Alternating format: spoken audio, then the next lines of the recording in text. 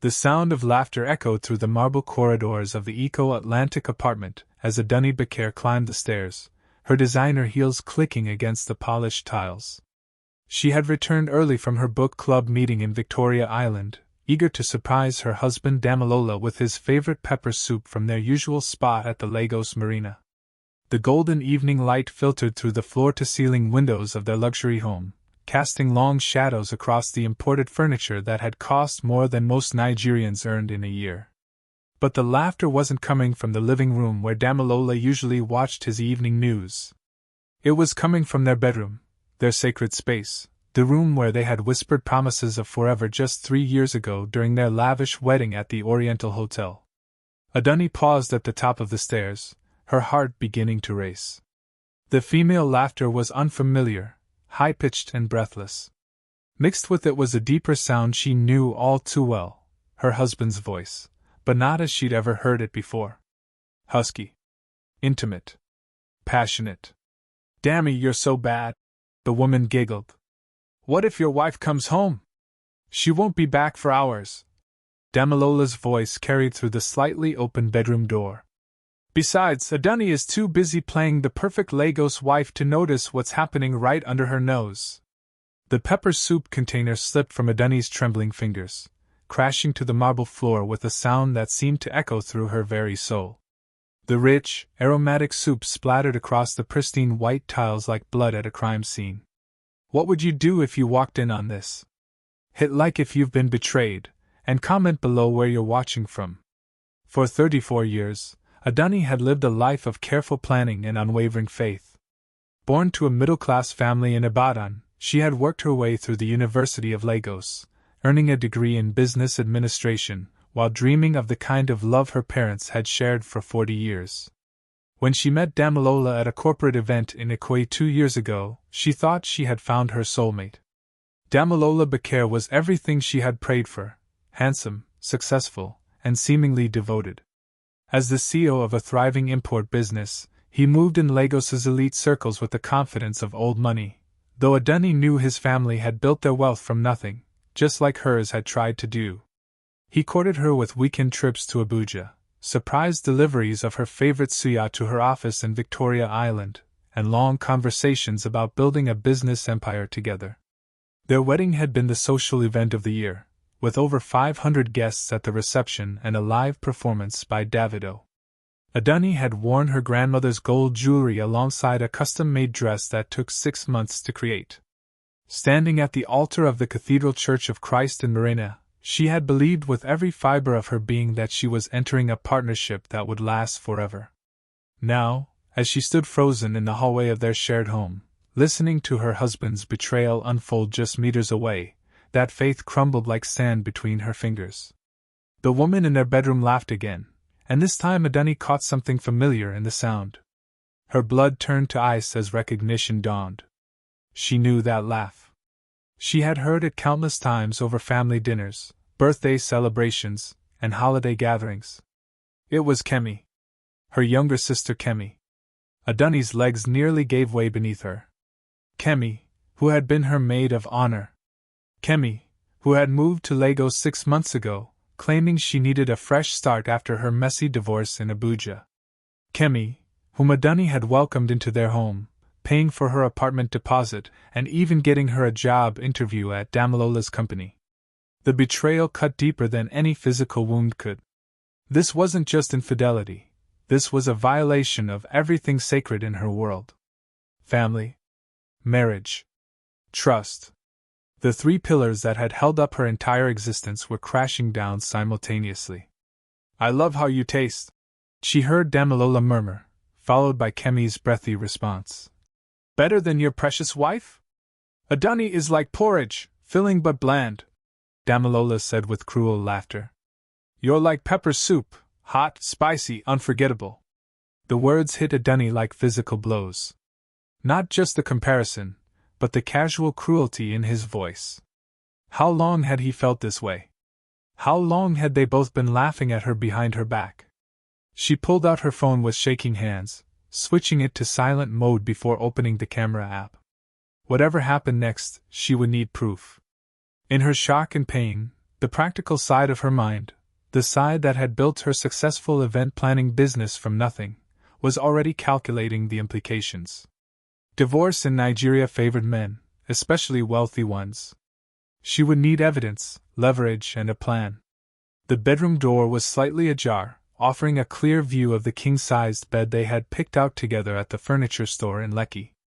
The sight that greeted her through the phone camera made her stomach lurch, but she forced herself to keep recording. There was Damilola, the man who had promised to forsake all others, locked in passionate embrace with her sister. Kemi's legs were wrapped around his waist, her head thrown back in ecstasy against the same pillows where Adunni had laid her head just that morning. The betrayal was complete, total, devastating. As she continued recording, fighting back the nausea that threatened to overwhelm her, Adunni heard footsteps on the stairs behind her. Her heart nearly stopped. Who else was in the house? She spun around to see Damilola's business partner, Tunde Adeyemi, climbing the stairs with a briefcase in his hand. His eyes widened when he saw her standing there with her phone pointed toward the bedroom. "Adunni!" he said loudly, his voice clearly intended as a warning to those inside the room. "I didn't expect you home so early." The sounds from the bedroom stopped abruptly. But it was too late. Tunde's warning had confirmed something even more devastating than what she had already discovered. This wasn't a spontaneous moment of weakness. This was an organized deception, with accomplices and systems in place to protect the guilty parties. How many people had known? How many people had been laughing at her, the faithful wife who never suspected a thing? As footsteps scrambled frantically in the bedroom and hushed voices whispered urgent instructions, Adunni realized that her entire world had been built on lies. But she also realized something else, something that would have surprised anyone who knew her as the gentle, accommodating wife. She was done being played for a fool. And she was going to make sure everyone involved in this betrayal paid dearly for underestimating Adunni Bekir. The bedroom door slammed shut, but it was too late to hide the truth. The faithful wife was about to become something far more dangerous. 20 minutes later, Adunni sat in her Mercedes C-Class in the parking garage beneath their apartment building, her hands still trembling as she watched the video she had recorded. The evidence was crystal clear: her husband and sister in their marital bed, Tunde's obvious complicity, the systematic nature of their deception. But instead of driving away, instead of falling apart, she felt something cold and calculating settling in her chest. 3 years of marriage had taught her exactly how Damilola's mind worked. He would be upstairs right now, coaching Kemi and Tunde on their story. By the time she returned, they would have their lies perfectly coordinated.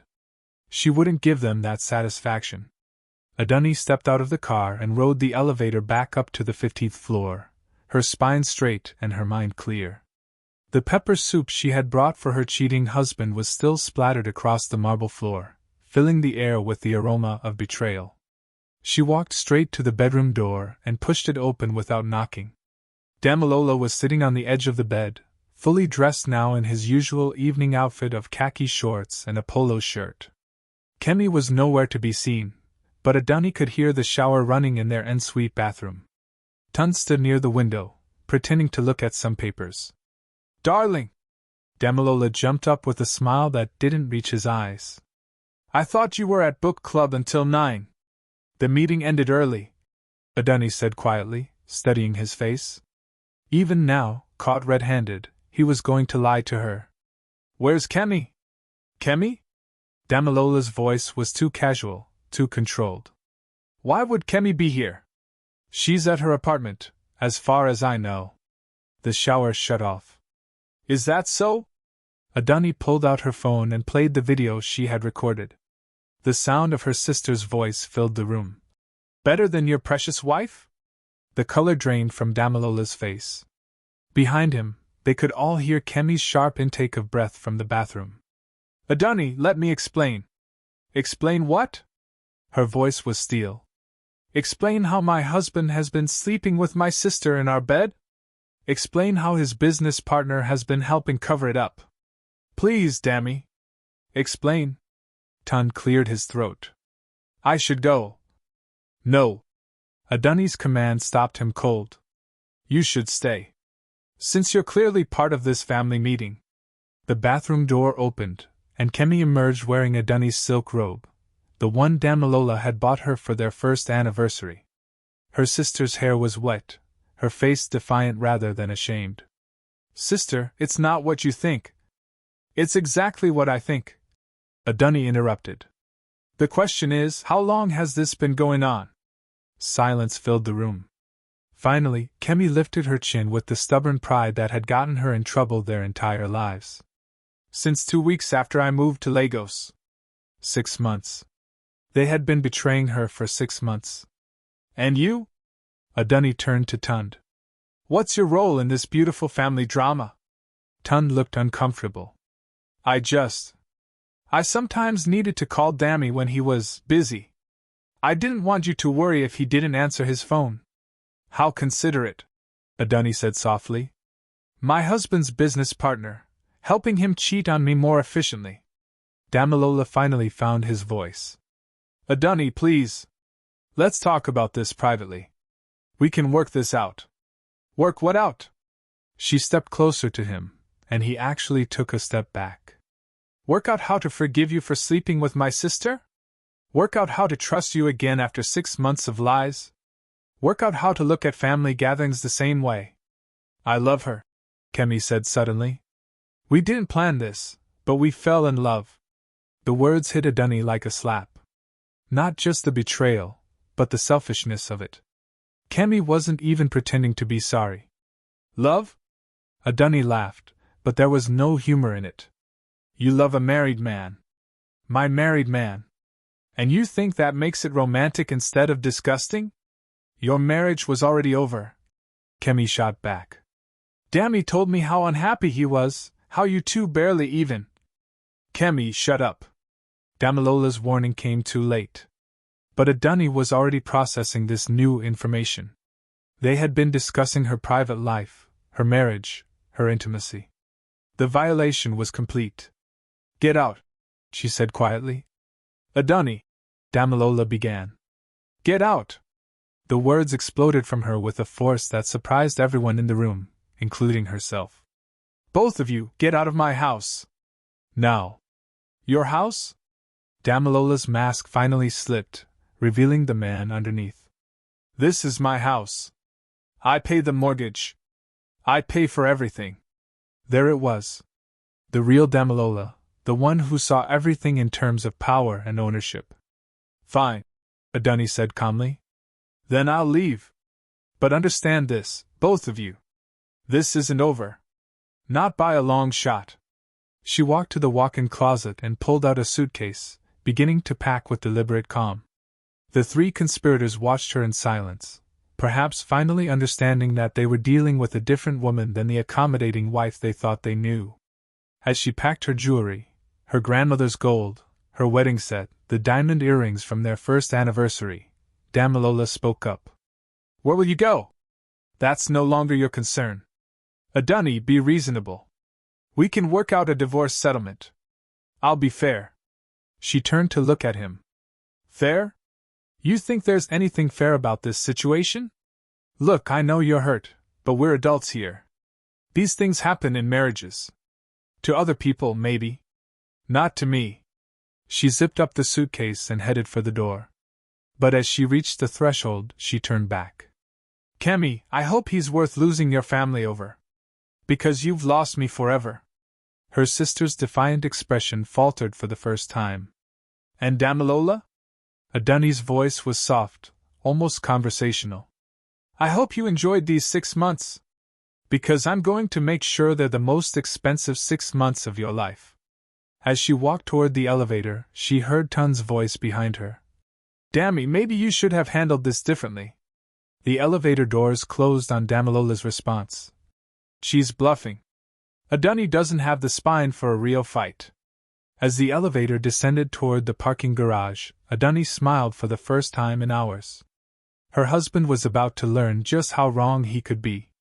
But first, she had a phone call to make. Her cousin Bola was a family lawyer, and she had some very interesting information about Damilola's business practices that he definitely wouldn't want becoming public knowledge. The faithful wife was done playing games. It was time for war. The Sheraton Hotel in Acadia was neutral territory, far enough from their usual haunts in Victoria Island that Adunni wouldn't risk running into anyone from Damilola's circle.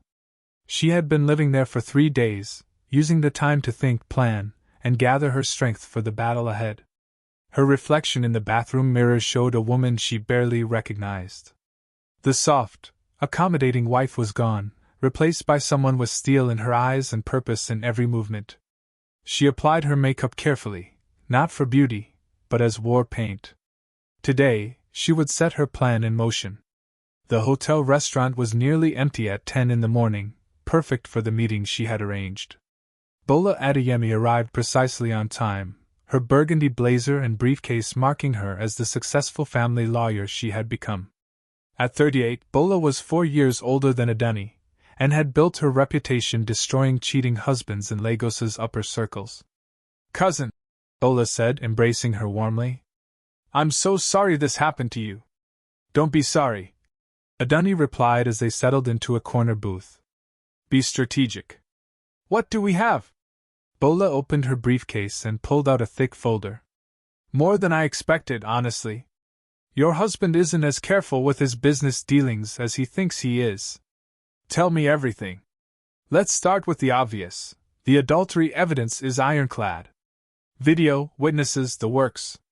But that's just the beginning." Bola spread several documents across the table. "Remember when you helped him with his import license applications last year?" Adunni nodded. She had translated several documents and helped prepare financial statements. "You signed as a co-applicant on 3 of his major import permits. Under Nigerian law, that makes you a legal partner in those specific ventures, entitled to 50% of the profits. How much are we talking about?" "Approximately 45 million naira over the past 18 months. Adunni's eyes widened. She had known Damilola's business was successful, but she hadn't realized the scope. "But that's not the best part," Bola continued with a predatory smile. "Those import permits? 2 of them were obtained using falsified documents. Specifically, falsified financial statements that showed income from your event planning business that you never actually earned." The implications hit Adunni immediately. "He used my business as a front for money laundering?" "That's exactly what he did. And since you're listed as a co-applicant, you could either be considered a victim of fraud or an accomplice. Which version the authorities believe will depend entirely on who tells the story first." Adunni felt a thrill of possibility. "What else? His business partner Tund? He's been skimming money from their joint accounts. I found records of transfers to a personal account that Damilola doesn't know about. Nearly 12 million naira over the past 2 years. So Tund is stealing from Damilola, and Damilola is using my business to launder money for illegal imports." "Exactly. And here's the beautiful part." Bola leaned forward, her eyes gleaming. "If any of this comes to light, Damilola loses everything. His business licenses, his reputation, possibly his freedom. But you, as the innocent wife who was betrayed and used, you come out as the victim who helped authorities uncover the truth." Adunni studied the documents, her mind racing. "What do you need from me?"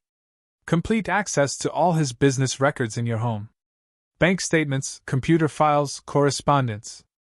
Everything. He changed the locks yesterday. I figured he would.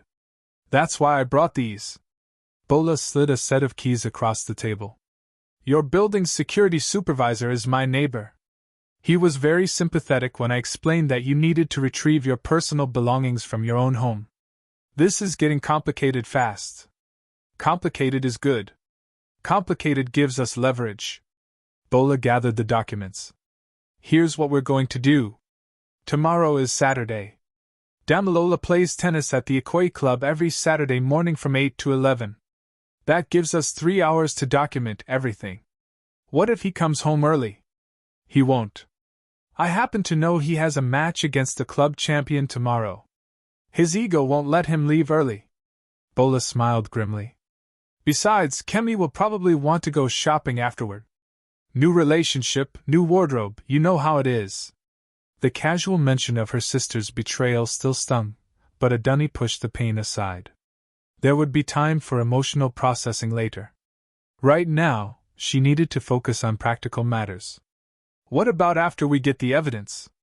That depends on what you want. We can go for a straightforward divorce with maximum financial settlement, using the adultery and fraud evidence as leverage. Or, Bola paused significantly. Or, we can destroy him completely. Business, reputation, freedom, everything. But that path has risks for you too.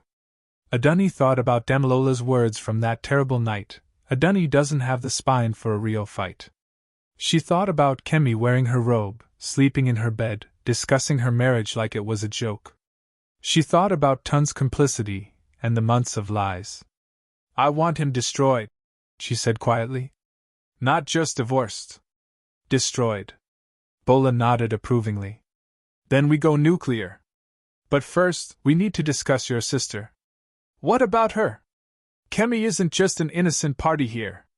She's living in an apartment you helped pay for, working at a company where her lover is the CEO, driving a car that's registered under Damilola's business name. If this all goes public, she'll be dragged down with him. Adunni felt a moment of uncertainty. Despite everything, Kemi was still her blood.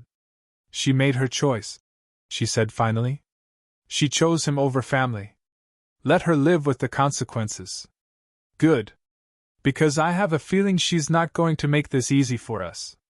What do you mean? Bola hesitated, then pulled out her phone. I didn't want to show you this until you were ready, but... She opened Instagram and showed Adunni a post from that morning. It was a photo of Kemi at the Palms Mall in Lekki, shopping bags in her hands and a radiant smile on her face. The caption read, New city, new life, new love. Sometimes the heart wants what it wants. Hashtag no regrets, hashtag living my truth, hashtag Lagos. The comments were already pouring in from friends and family members who had no idea what was really happening. Congratulations, heart emojis, and excited questions about her. New love. She's making this public? Adunni asked, incredulous. It gets worse. Look at the tagged location. Adunni zoomed in on the geotag. The photo had been taken at the jewelry store where she and Damilola had bought their wedding rings. She's not hiding this. She's celebrating it. Your sister wants to be seen as the woman who won, Bola observed. She wants everyone to know she took your husband. The final piece of Adunni's resolve clicked into place. This wasn't just about Damilola's betrayal anymore. This was about a public humiliation campaign, designed to make her look like the fool who lost her man to her younger, prettier sister. Then let's give her something to really celebrate, Adunni said, her voice cold as Lagos harmattan. By the time I'm finished with both of them, she'll wish she had stayed in Abuja. As they left the hotel, Bola placed a hand on her cousin's shoulder.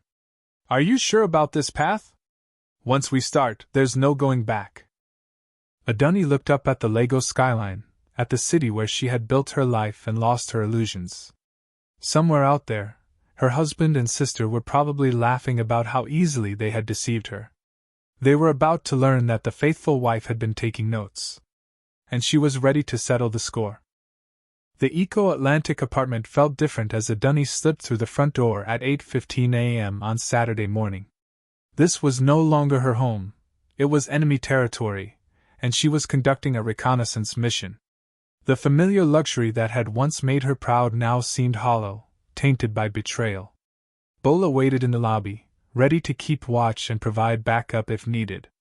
They had rehearsed every step of the plan, accounting for multiple contingencies. Adunni had 3 hours to document everything that would bring down her husband's empire.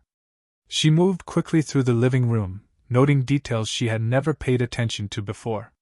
The expensive art on the walls, the imported furniture, the sound system that cost more than most people's cars, all of it paid for with money that might have been stolen or laundered through her business. In Damilola's home office, she found the first treasure trove. His laptop was password protected, but she knew him well enough to guess correctly on the third try, Kemi 2024. Even his passwords were a betrayal. The computer files revealed a web of deception that made her stomach turn. Bank statements showed transfers she had never authorized, using forged signatures that looked remarkably like her own. Her event planning business, Adunni Occasions, had allegedly earned 12 million naira more last year than she had actually made, phantom income that existed only on paper to support his import license applications. But that wasn't the worst part. In a folder marked Personal, she found dozens of photos and videos of Kemi, dating back 7 months.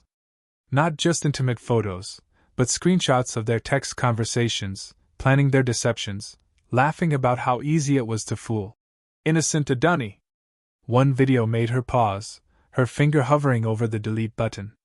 It showed Kemi in their bedroom, wearing the jewelry Adunni had thought was safely locked away in her personal safe. Her grandmother's gold, her anniversary diamonds, even the sapphire necklace that had been her mother's. He had given her sister access to everything. She copied everything to 2 separate flash drives, then moved to the filing cabinets. Here, she found the physical documents that would seal Damilola's fate. Import permits with her forged signature. Bank applications listing her as a business partner she had never agreed to become. Insurance policies that named her as a co-owner of companies she had never heard of. The systematic nature of the fraud was breathtaking. This hadn't been opportunistic, it had been carefully planned over months, possibly years. Damilola had been using her name, her business, and her reputation to build his empire while treating her like an ignorant housewife. As she photographed the documents with her phone, she heard a key in the front door. Her heart stopped. It was only 9:30. Damilola wasn't supposed to be back for another hour and a half. Told you the tennis match was cancelled. She heard Kemi's voice in the hallway. Rain on the courts. I know. I just wanted to grab some documents from the office before we go to brunch. Adunni looked around frantically. The office had no other exit, and she could hear footsteps approaching. In desperation, she slipped behind the heavy curtains that covered the floor-to-ceiling windows, grateful for Damilola's taste for dramatic decor. The door opened, and she held her breath. I can't believe Adunni actually thought she could just walk away, Damilola was saying as he moved around the office. She has no idea how business works in this country. She's probably crying into her pillow at some cheap hotel. Kemi laughed. Poor sister. She never was very strong. The thing is, Damilola continued, and Adunni could hear papers rustling. She could actually cause some problems if she gets the wrong kind of lawyer. What kind of problems? Her name is on some documents she probably shouldn't have signed. If someone starts digging. You used her signature without permission? Kemi sounded more excited than concerned. Business is business, baby. She benefited from the lifestyle, so she can take some of the risk. Adunni pressed herself further back against the window, her phone still recording audio. This was better than any document she could have photographed. What if she tries to cause trouble? She won't. Adunni is too proud to make a scene. She'll take whatever settlement I offer and disappear quietly, probably back to Ibadan to live with her parents like a failed woman. Their laughter filled the room, and Adunni felt something cold and final settle in her chest. Any remaining doubt about her chosen path evaporated. Besides, Damilola continued, who's going to believe her word over mine? I'm Damilola Bakir. I have connections in this city that she can't even imagine.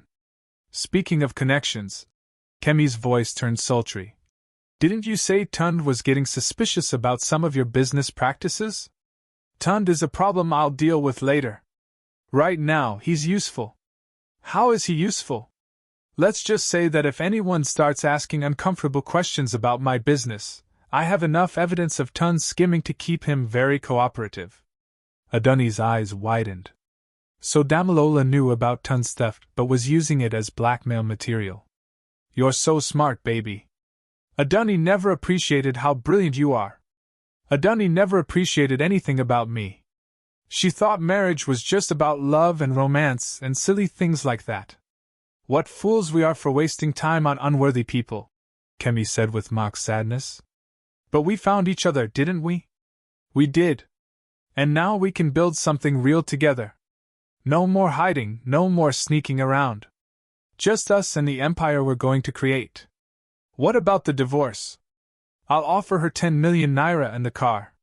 She'll take it because she doesn't have the stomach for a real fight. 10 million? That's nothing compared to what this place is worth. She doesn't know what this place is worth. Besides, legally, she has no claim to most of my assets. The business predates the marriage, the investments are in my name alone, and the real estate is structured through companies she doesn't even know exist. Adunni listened to them planning her financial destruction with the same casual cruelty they had used to plan her emotional betrayal. But this time, she was taking notes. Should we go? Kemi asked. I made reservations at that new place in Banana Island. In a minute. Let me just grab the Maiduguri contracts from the safe. Adunni heard footsteps approaching the window, then the sound of a painting being moved. She pressed herself even further back, praying the curtains would hide her completely. The safe opened with a series of electronic beeps. More papers rustled, and then she heard Damilola curse softly. What's wrong? Kemi asked. Some documents are missing. Important ones. Missing how? I don't know. They should be right here. Adunni's heart pounded as she realized she must have missed returning some papers to their original locations. Could Adunni have taken them? No, she doesn't even know about this safe. Besides, she doesn't have the combination. But as he spoke, Adunni could hear the doubt in his voice. Maybe we should check if she's been back here, Kemi suggested. How would she get in? I changed the locks. I don't know, but maybe we should ask the security guard if he's seen her. There was a moment of silence, then Damilola's voice, cold and calculating. Maybe we should. And maybe it's time to make sure Adunni understands that there are consequences for overstepping. The threat in his voice was unmistakable. For the first time, Adunni realized that this battle might be more dangerous than she had imagined. As their footsteps retreated toward the door, she remained frozen behind the curtains, her mind racing. She had the evidence she needed, but now she had something even more valuable. She knew exactly how her enemies were thinking. And she knew they were planning to escalate beyond divorce proceedings. The faithful wife was about to discover just how vicious the game could become. By Monday morning, Adunni had transformed the hotel suite into a war room. Documents covered every surface, 3 laptops hummed with activity, and 2 phones buzzed constantly with calls from the team of professionals Bola had assembled. The accommodating wife was gone forever, replaced by a woman with the strategic mind of a general and the focused fury of someone who had been pushed too far. The forensic accountant found something interesting. Bola announced as she entered the suite with coffee and fresh documents. Remember those phantom earnings from your business? They weren't just used for import licenses. What else? Tax evasion. Damilola claimed your fake earnings as legitimate business expenses, reducing his tax burden by almost 15 million naira over 2 years. The Nigerian tax service would be very interested to know about this. Adunni studied the financial reports spread across the coffee table. Each page revealed another layer of her husband's deception. What's our timeline? The private investigator will have the full surveillance report by Wednesday. The cybersecurity specialist has already recovered deleted files from the computer access you provided. And I've scheduled a meeting with Chief Adebayo from the Economic and Financial Crimes Commission for Thursday. The EFCC? Adunni looked up sharply. Are we sure we want to involve them? My dear cousin, your husband has been laundering money through your business for years. This isn't just a divorce, it's a federal crime. The EFCC is exactly who we want involved. Her phone buzzed with a text message. The number was unfamiliar, but the message made her blood run cold. Stop digging or face consequences. Some stones are better left unturned. She showed the message to Bola, who frowned. Anonymous threats already? That was fast. How would they even know what we're doing? Good question. Bola pulled out her own phone. I'm calling my contact at the cybersecurity firm. We may need to sweep for surveillance devices.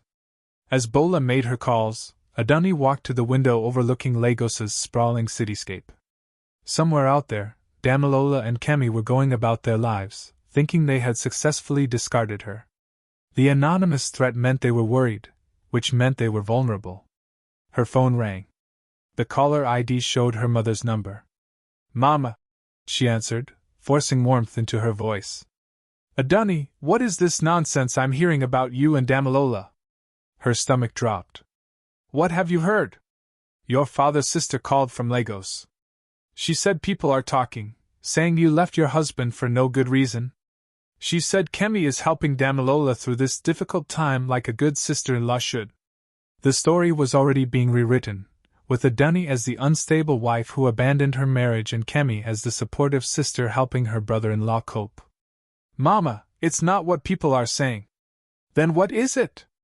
"Because your sister called me crying, saying you've been acting strange, making wild accusations. She said you attacked her for trying to help your marriage." Adunni closed her eyes, feeling the familiar pain of family manipulation. Kemi had gotten to their mother first, controlling the narrative. "Mama, Damilola has been cheating on me. With Kemi. I caught them together." Silence stretched across the phone line. "That's impossible," her mother finally said. "Kemi would never do such a thing. She's your sister." "I have proof, Mama. Video evidence." "Videos can be fake these days. Adunni, you're letting jealousy destroy your family. Kemi is a beautiful young woman, and maybe you're feeling insecure." "Insecure?" The word came out sharper than intended. "Mama, I saw them in my bed. I recorded them. Lower your voice when you speak to me." Her mother's tone turned stern. "I raised you better than this. A good wife fights for her marriage, she doesn't run away at the first sign of trouble." "The first sign of trouble?" "They've been betraying me for months. Even if what you're saying is true, and I'm not saying it is, abandoning your marriage is not the answer. You come home to Ibadan immediately. We'll talk to the pastor, we'll pray about this, and then you'll go back to your husband and work things out properly." Adunni felt the familiar weight of family expectations pressing down on her. In her parents' generation, wives endured infidelity as a test of character.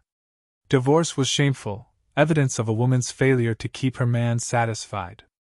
"I'm not coming home, Mama. And I'm not going back to Damilola." "Then you're no daughter of mine," her mother said coldly. "Your father and I didn't sacrifice to educate you so you could disgrace the family name over foolish pride." The line went dead. Adunni stared at the phone, feeling more alone than she had since this nightmare began. Her family was choosing sides, and she wasn't winning. Bola returned with grim news. "The cybersecurity team found 2 tracking devices on your car and 1 in your purse. Professional grade, not something you buy online." "How is that possible? I've had the purse with me the entire time." "When did you last see Kemi before you discovered the affair?" Adunni thought back. 3 days before. We had lunch at the Wee Baker Hotel. She borrowed my purse to touch up her makeup in the ladies' room. That's when she planted it. Your husband isn't just cheating, he's been surveilling you.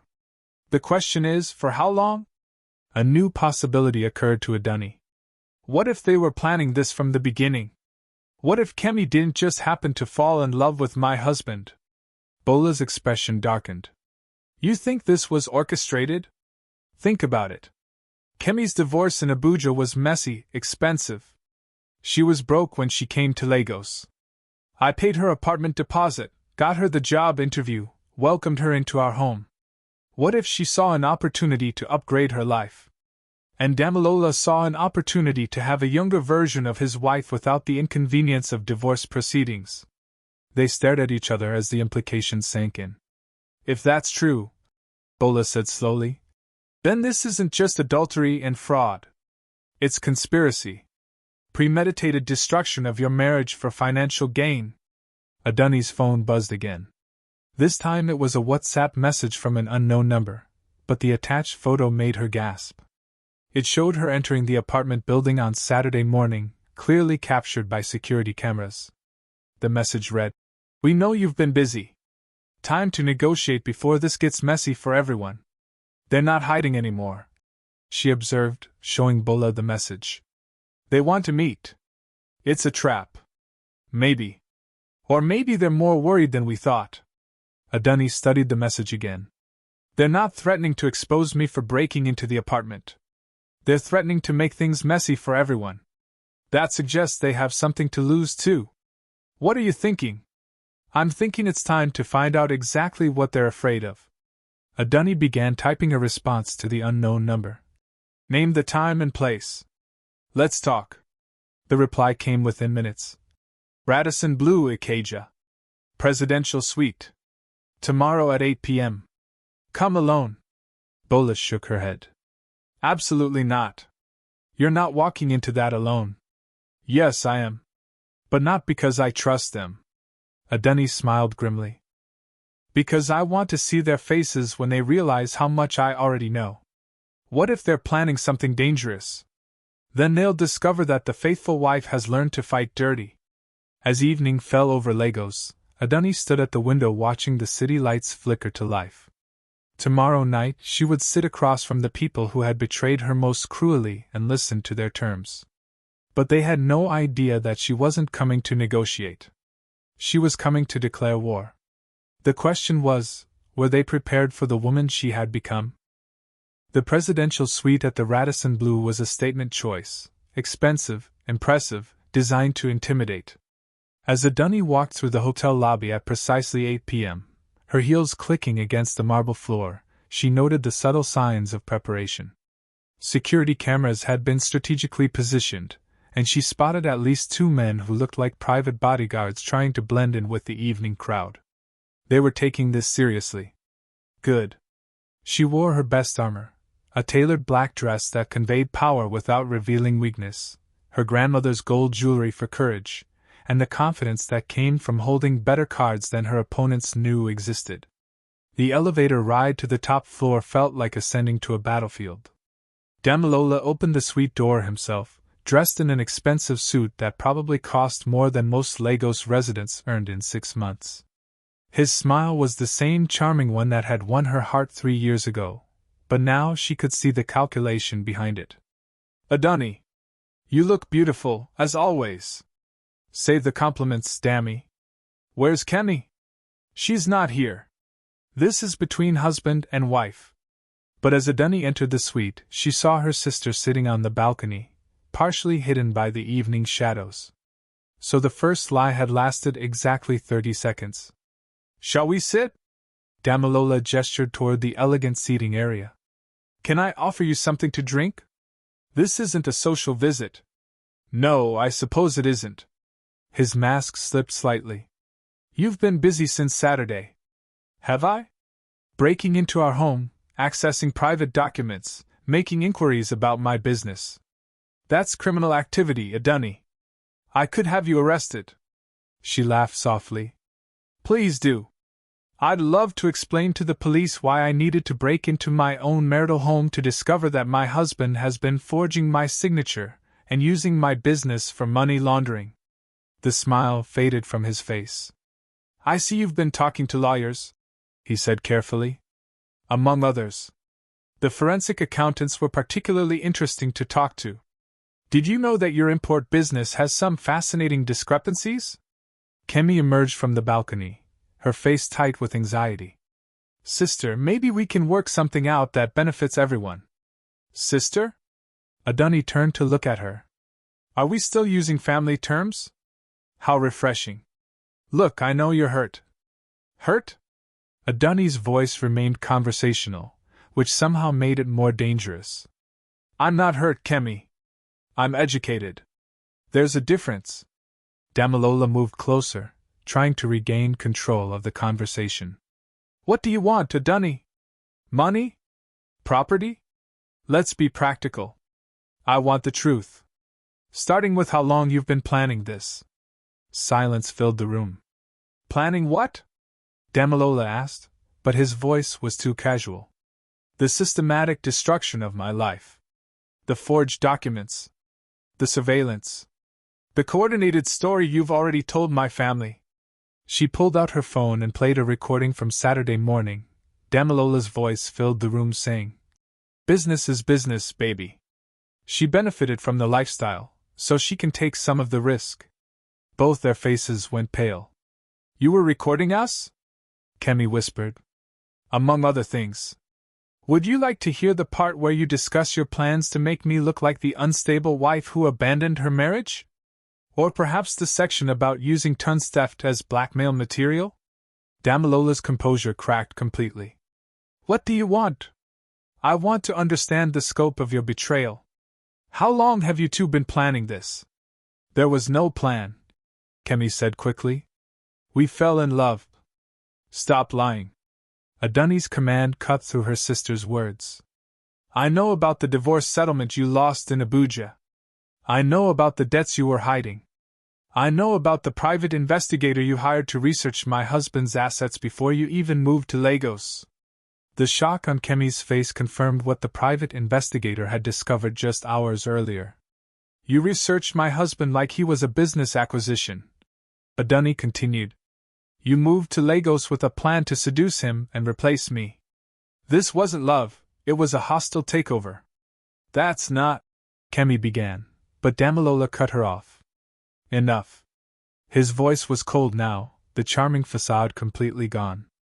What's done is done. Let's discuss terms. Terms? Adunni laughed.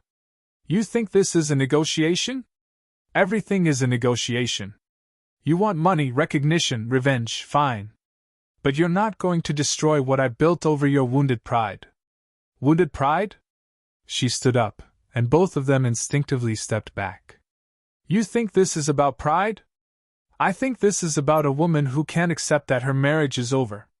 My marriage was over the moment you decided to defraud the Nigerian government using my business as a front. This stopped being about marriage the moment you forged my signature on federal documents. This is about felony charges that carry 20-year prison sentences. The blood drained from Damilola's face. You wouldn't, he whispered. I already have. My meeting with the EFCC is tomorrow morning. You're bluffing. She pulled out an official-looking document. Sworn statement from a forensic accountant detailing the fraudulent use of Adunni occasions for money laundering. Audio recordings of you admitting to forging my signature. Bank records showing unauthorized use of my business accounts. Video evidence of you discussing tax evasion strategies. Her phone buzzed. She glanced at it and smiled. Oh, and that's my lawyer confirming that the story is running in this day newspaper tomorrow morning. Prominent Lagos businessman accused of fraud and money laundering. Should make for interesting breakfast reading in your social circles. You can't do this, Kemi said desperately. Think about the family. Think about our parents. Our parents chose their side when they blamed me for your betrayal. Just like you chose yours when you decided to destroy my marriage for money. I'll give you anything you want, Damilola said, his voice cracking. 50 million naira. This apartment. Half my business. You don't understand. Adunni interrupted softly. I don't want anything from you. I want to watch you lose everything, just like I lost everything when I walked into my bedroom last week. She headed toward the door, then paused. Oh, and Kemi? You might want to start looking for a new place to live. When the EFCC freezes all of Damilola's assets tomorrow, that includes the apartment he's been paying for. I guess you'll be moving back to Abuja after all. As she reached for the door handle, Damilola's voice stopped her. If you do this, there's no going back. I have friends in the city, connections you can't imagine. Make me your enemy, and you'll regret it. She turned to face him one last time. Damilola, you became my enemy the moment you chose to betray everything we built together. The difference is you betrayed someone who trusted you. I'm destroying someone who underestimated me. This isn't over, he called as she opened the door. No, she agreed. It's not. But it's about to get much worse for you than it is for me. As the elevator doors closed behind her, Adunni allowed herself one moment of satisfaction. The faithful wife was gone forever. In her place stood a woman who had learned that sometimes the only way to get justice was to take it yourself. Tomorrow, Lagos would wake up to a very different story than the one her enemies had been telling. The story broke at exactly 6 a.m. on Wednesday morning, splashed across the front page of this day newspaper and trending on Twitter within an hour. Exclusive: Lagos CEO Damilola Bakare accused of massive fraud scheme using wife's business. Adunni read the article from her hotel suite while sipping coffee and watching Lagos wake up to the scandal. Her phone had been buzzing non-stop since dawn. Reporters, family members, business associates, and curious friends all desperate for details. The article was devastating in its thoroughness. Every forged document, every illegal transaction, every fraudulent claim had been laid out with forensic precision. But the most damaging element wasn't the financial crimes. It was the personal betrayal angle that made the story irresistible to Lagos gossip networks. Prominent businessman Damilola Bakare allegedly used his wife's event planning business, Adunni Occasions, as a front for money laundering while conducting an affair with his wife's younger sister, sources close to the investigation reveal. By 7 a.m., the story had been picked up by Linda Ikeji's blog, Pulse Nigeria, and Bella Naija. Social media was exploding with commentary, memes, and hot takes. Hashtag Justice for Adunni was trending on Twitter, while Instagram influencers were posting stories about the most shocking Lagos betrayal of 2025. Bola arrived at 8 a.m. with fresh newspapers and a satisfied grin. The EFCC meeting is confirmed for 10 a.m., she announced. They're very interested in your evidence. Apparently, they've been watching some of Damilola's associates for months. Associates? Money laundering operations don't happen in isolation. Your husband was part of a larger network. Bola spread several newspapers across the coffee table. Look at this coverage. Punch, Vanguard, The Nation, everyone picked up the story. But it was the social media reaction that truly captured the scale of the exposure. WhatsApp groups were sharing screenshots, Facebook friends were tagging each other in comment threads, and TikTok was already creating videos about the scandal. Most satisfying of all was watching Kemi's social media presence implode in real time. Her Instagram post about new love from a few days ago was now being screenshot and shared as evidence of her shameless behavior. The comments section had become a battlefield of moral outrage. Sister Kemi really thought she did something by stealing her sister's husband, read one popular comment with 2,000 likes. The audacity of posting about it publicly like it's something to celebrate, wrote another. This is why family can't be trusted. Your own blood sister. At 9:15 a.m., Adunni's mother called. What have you done? The words came out as an accusation rather than a question. Good morning, Mama. Don't good morning me. Do you see what people are saying about our family? About Kemi? How could you embarrass us like this? Adunni felt the familiar disappointment, but no longer the crushing pain. How could I embarrass the family? Or how could Kemi embarrass the family by sleeping with my husband? You aired our private business for the whole world to see. I exposed criminal activity to the appropriate authorities. The media attention is a side effect.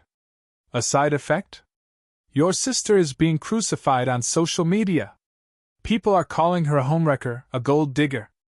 Accurate descriptions, from what I can see. Adunni! Her mother's voice rose to a shout. I raised you better than this vindictive behavior. You raised me to forgive people who hurt me, to turn the other cheek, to protect family reputation over my own well-being.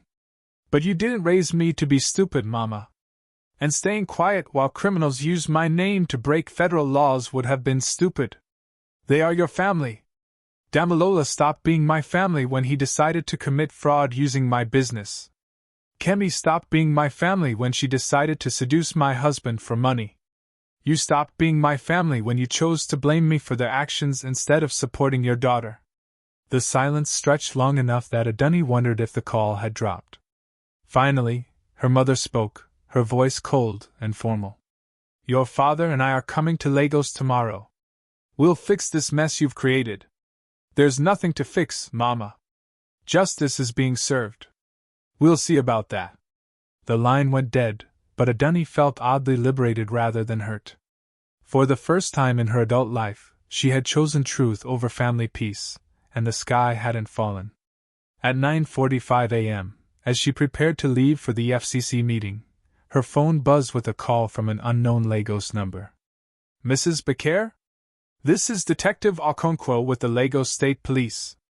We need to discuss some threats that have been made against you. Her blood ran cold. What kind of threats? Physical threats, ma'am?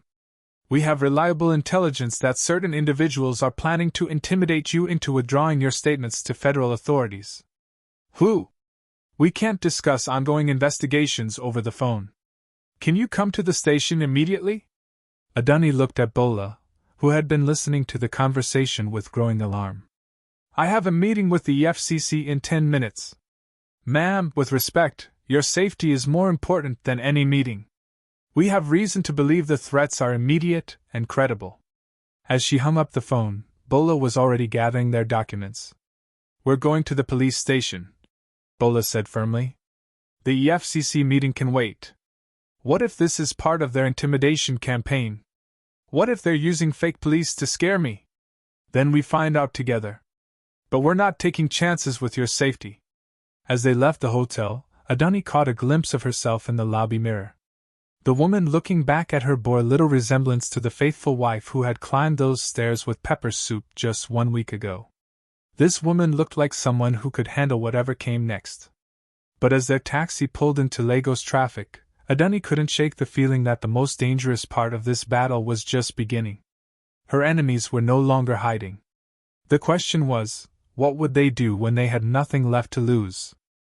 The Lagos State Police headquarters in Ikeja was buzzing with activity when Adunni and Bola arrived, but Detective Okonkwo moved them quickly to a private interview room away from the chaos. He was a tall, serious man in his 40s with the weathered look of someone who had seen the worst of human nature. Mrs. Becker, thank you for coming immediately. The threats against you are credible and specific. What exactly are we dealing with? Bola asked, her lawyer instincts in full protective mode. Your husband has been making calls since early this morning. Our intelligence sources intercepted communications suggesting plans to kidnap Mrs. Becker and hold her until she agrees to recant her statements to federal authorities. Adunni felt the room spin slightly. Kidnap?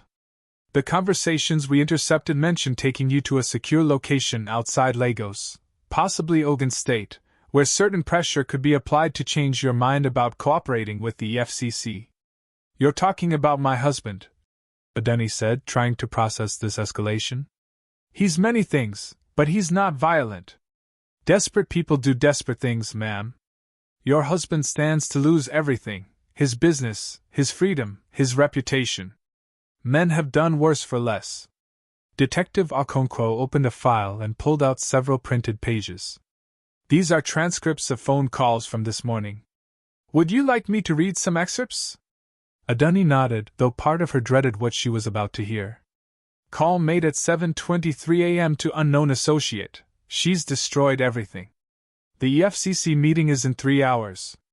We need to stop this before it goes further. Call made at 8:15 a.m. I don't care what it costs. Find her hotel, find her routine, and create an opportunity. She needs to understand that some games have permanent consequences. Call made at 8:47 a.m. The sister is becoming a liability too. She's panicking, talking about confessing everything. We might need to handle both problems simultaneously. The words hit Adunni like physical blows. Damalola wasn't just planning to kidnap her. He was considering harming Kemi too. He's planning to hurt Kemi? According to our intelligence, your sister has been having second thoughts since the story broke this morning. She's apparently been calling your husband, crying, talking about coming clean to authorities about their conspiracy. Bola leaned forward. Where is Kemi now? We don't know. She left the apartment in Lekki around 9 a.m. and hasn't been seen since. We're trying to locate her. Adunni's mind raced. Despite everything Kemi had done, she was still her sister. The thought of her being hurt because of this battle made her stomach clench. What do you need me to do? First, you're not returning to your hotel. We're moving you to a safe house immediately. Second, we need you to postpone the EFCC meeting until we can guarantee your security. Absolutely not. Adunni's voice was firm. I'm not hiding from my own husband. And I'm definitely not letting him intimidate me into silence. Mrs. Becker, with respect, this isn't about courage. This is about staying alive long enough to see justice served. Then provide security for the EFCC meeting. But I'm not going into hiding. Detective Okonkwo looked at Bola, who shrugged. You clearly don't know my cousin very well, Detective. When she makes up her mind about something. Fine. But we do this my way. Armed escort, secure transport, and the meeting happens at police headquarters instead of EFCC offices. As they discussed security arrangements, Adunni's phone buzzed with a WhatsApp message. The sender was listed as unknown, but the message made her blood freeze. Your sister wants to see you. Alone. She has something important to tell you about Dami's plans. Come to the old Tafwa Beowa Square. 2 p.m. Come alone or she dies. Attached was a photo that made Adunni's hands shake. Kemi, tied to a chair in what looked like an abandoned warehouse, her eyes wide with terror above a gag. Detective, she whispered, showing him the message. He cursed in Yoruba, then immediately began making urgent phone calls. Within minutes, the room was filled with tactical officers studying maps and planning rescue scenarios. This changes everything, Detective Okonkwo announced. We're dealing with kidnapping, extortion, and threats of murder. This is now a federal case. What about Kemi? Adunni asked. We'll get her back. But first, we need to make sure this isn't a trap to get both of you. It's definitely a trap, Bola said. The question is whether we can turn it around on them. An idea began forming in Adunni's mind, dangerous, risky, but potentially decisive. What if I go to the meeting? Absolutely not, Detective Okonkwo said immediately. Hear me out. You wire me up, provide surveillance, and use this as an opportunity to catch them in the act. Right now, you have phone intercepts that might not hold up in court. But if I can get them to confess to kidnapping, assault, extortion, and if something goes wrong, we have 2 dead women instead of 1 missing woman. Detective, Adunni said quietly, my husband has underestimated me from the beginning. He thinks I'm weak, compliant, easily intimidated. What if we use that assumption against him? Before anyone could respond, her phone rang. The caller ID showed Damilola's number. Answer it, Detective Okonkwo said, signaling to officers who were already recording the call. Keep him talking. Hello, Dami. Adunni, my darling wife. His voice was sickeningly sweet. I hope you received my message about Kemi. I received it. What do you want? I want my life back. I want you to call the EFCC and tell them you made a mistake. I want you to admit publicly that you fabricated evidence because you were angry about our marriage problems. And if I don't? Then your sister learns what happens to people who betray me. And then you learn what happens to people who try to destroy what I've built. Dami, you're talking about murder. I'm talking about consequences. You started this war, Adunni. But I'm going to finish it. The line went dead. Detective Okonkwo looked grim. We have enough for kidnapping and terrorist threats. But we still need to find your sister. Then let's find her, Adunni said, surprising everyone with her calm resolve. But we do it my way.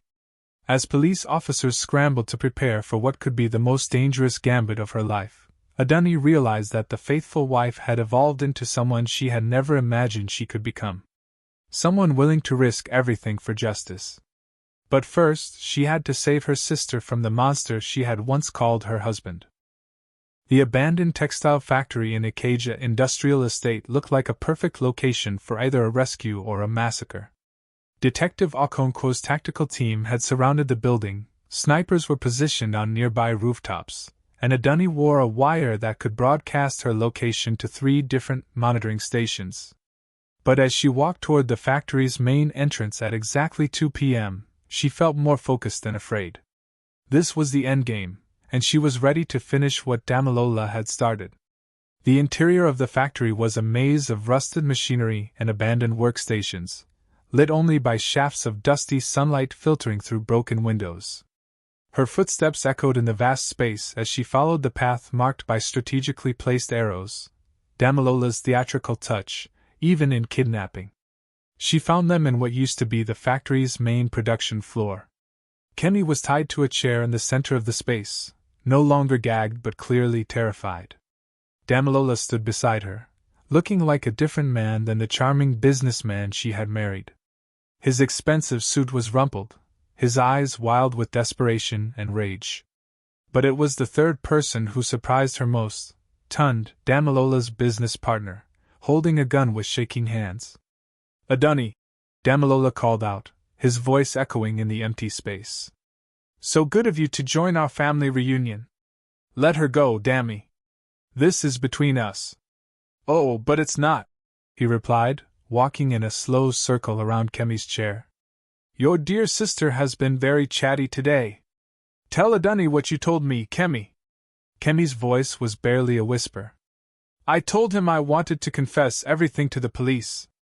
About the plan, about researching him before I moved to Lagos, about all of it. A plan you're just hearing about for the first time," Damilola said with cruel satisfaction. "Your precious sister didn't seduce me, Adunni. I recruited her." The words hit like a physical blow. "What? Did you really think it was coincidence that beautiful Kemi suddenly needed to move to Lagos after her divorce? I arranged the divorce, darling wife. I paid her husband's lawyer to ensure she lost everything, then offered her a way to make it back."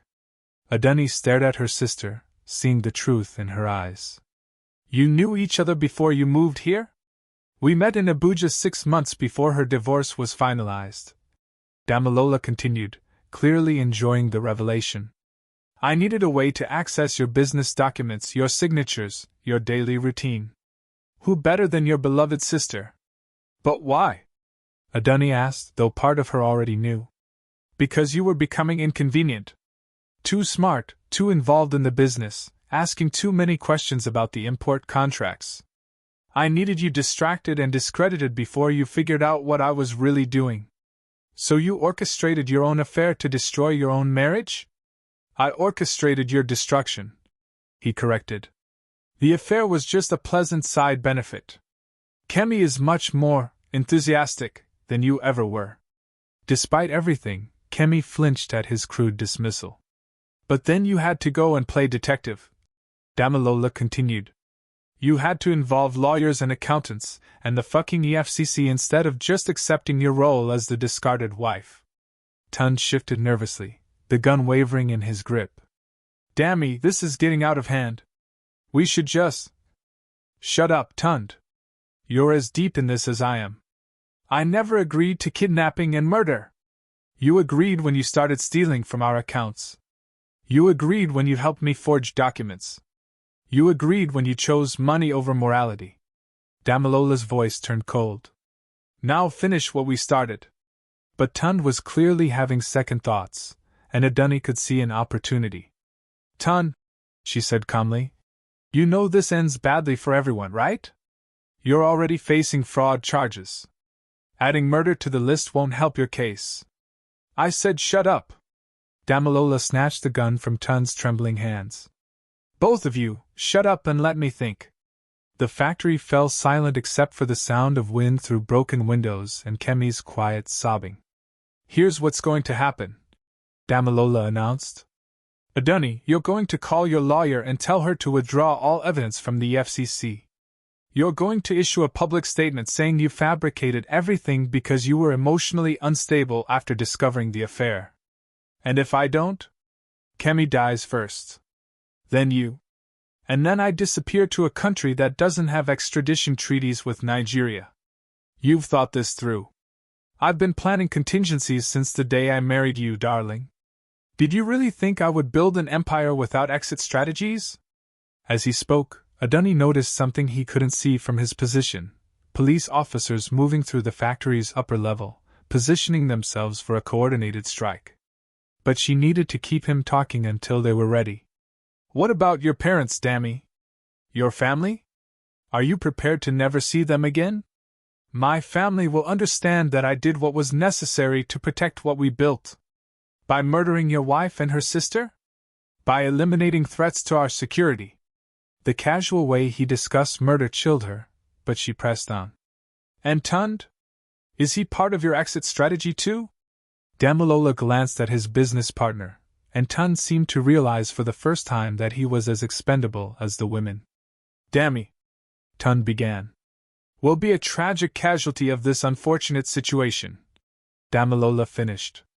3 bodies, 1 murder-suicide. Unstable woman kills her cheating husband and sister, then turns the gun on herself. Very Lagos, very believable. Except I'm not unstable, and everyone knows it.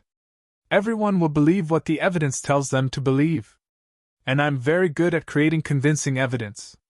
A slight sound from above caught his attention, and he looked up just as Detective Okonkwo's voice boomed through a megaphone. Lagos State Police! Building is surrounded! Drop your weapon and surrender immediately! Damilola's face twisted with rage as he realized he had been trapped. You brought the police? I brought justice. Then we all die together, he snarled, raising the gun toward Kemi.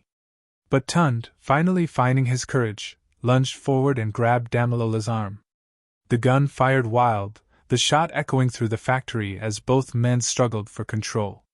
In the chaos that followed, police officers rappelling through windows, tactical teams flooding the floor, shouts and gunfire and confusion, Adunni threw herself forward to untie her sister.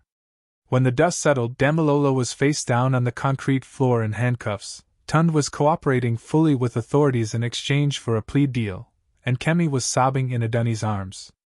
I'm sorry, Kemi whispered over and over. I'm so sorry. He promised me everything would work out, that you'd be happier without him, that no one would get hurt. Sure, Adunni said, surprising herself with the gentleness in her voice. We'll talk later. Right now you're safe. As paramedics checked Kemi for injuries and Detective Okonkwo debriefed the tactical team, Adunni watched her husband being loaded into a police van.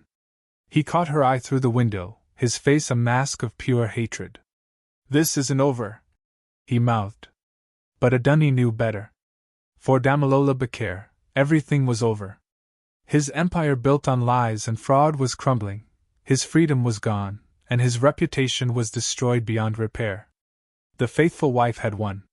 But as the police van disappeared into Lagos traffic, Adunni realized that winning felt different than she had expected. There was satisfaction, yes, and relief, and a sense of justice served. But there was also a profound sadness for everything that had been lost, not just her marriage, but her illusions about love, family, and trust. The woman who emerged from that abandoned factory was someone entirely new, forged in betrayal and tempered by battle. She was no longer anyone's faithful wife. She was simply Adunni, and that was enough. 3 months later, Adunni stood in the Lagos High Court watching Damilola Bakir receive his sentence. 12 years for fraud, money laundering, kidnapping, and attempted murder.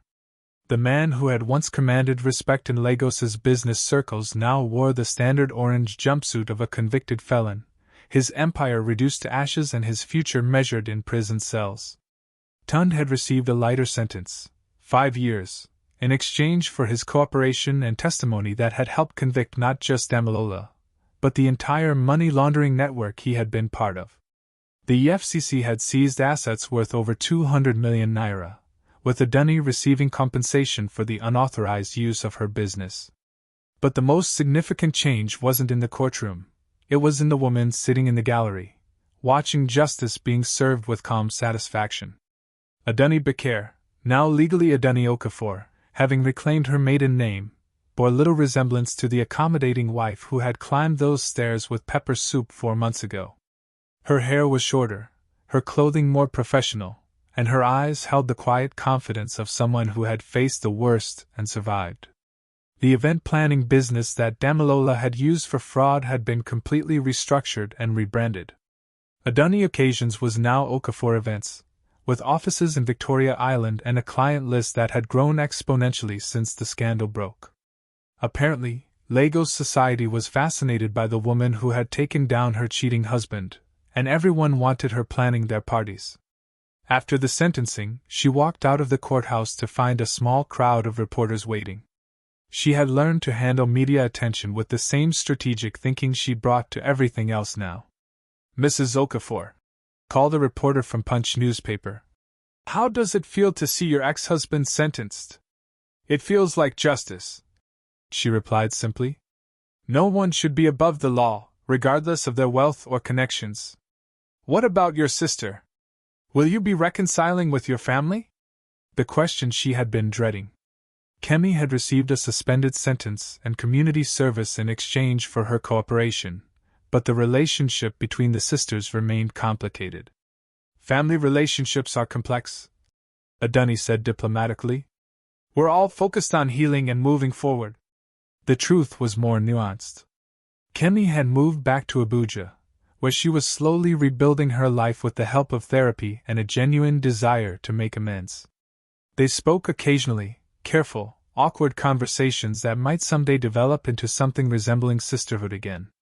Their parents had eventually come around, though it had taken months of difficult conversations and the undeniable evidence of Damilola's guilt to convince them that their daughter had been the victim, not the villain.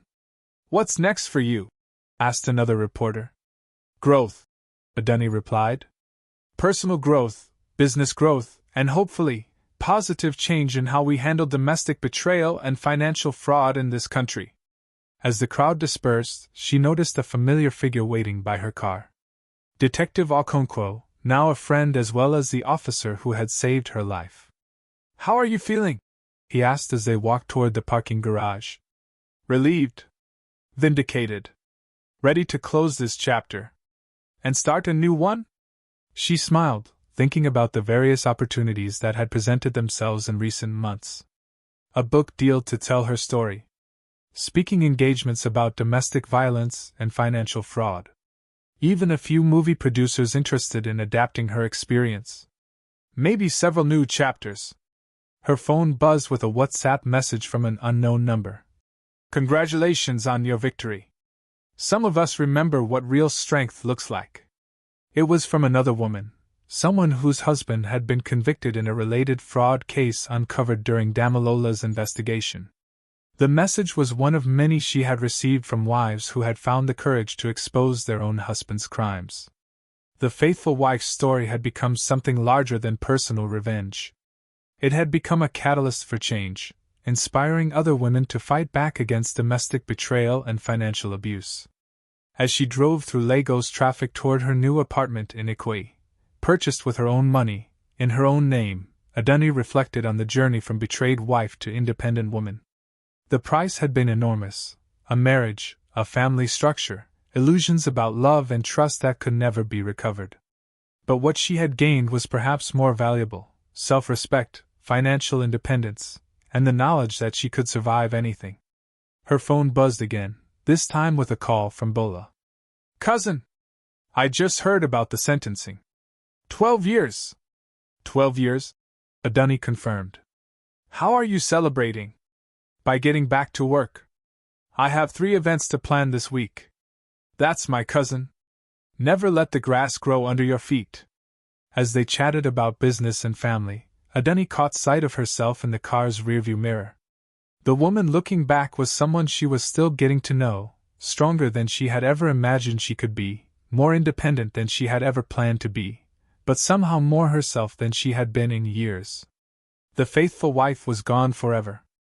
In her place was a woman who had learned that sometimes the greatest act of faith is believing in your own worth enough to fight for it. As the sun set over Lagos, painting the sky in brilliant oranges and purples, Adunni Okafor drove toward a future that belonged entirely to her. Behind her, in a concrete cell, Damilola Bakare was learning what it meant to lose everything. Ahead of her lay possibilities she was only beginning to imagine. The story of domestic betrayal and infidelity had become a story of survival, justice, and transformation. And in Lagos, they were already calling it the most shocking revenge story of the decade. Don't forget to like, subscribe, and turn on notifications for more gripping stories like this. What do you think happens next in Adunni's journey? Will she find love again, or is she better off focusing on building her empire? Comment below and let me know what story you'd like to hear next. Remember, sometimes the most faithful thing you can do is be faithful to yourself.